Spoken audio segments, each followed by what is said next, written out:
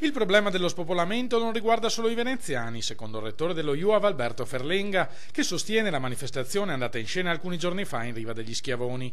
Chiunque ha un rapporto con questa meravigliosa città sostiene deve porsi il problema di come rispondere al grido d'allarme lanciato dai residenti. Se c'è lo svuotamento fisico, che è una questione sicuramente importante, perdere abitanti, perdere attività, perdere cinema, perdere luoghi di svago, eccetera, però c'è anche qualcosa di forse ancora più preoccupante, che è lo svuotamento di senso della città, di significato della città. La città, per essere fruita e usata da turisti che stanno per lo più pochissimo tempo in città, viene trasferita, viene fatta conoscere attraverso quasi degli slogan, e non si può ridurre a slogan la storia complessa di una città come Venezia. La soluzione, riflette Ferlenga, non è combattere i turisti, ma spiegare loro tutto questo prima che arrivino in città.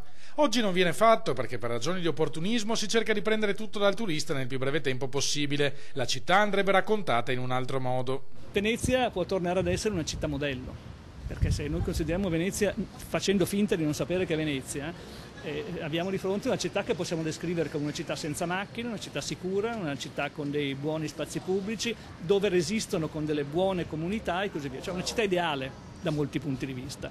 E questo dobbiamo tornare a far comprendere.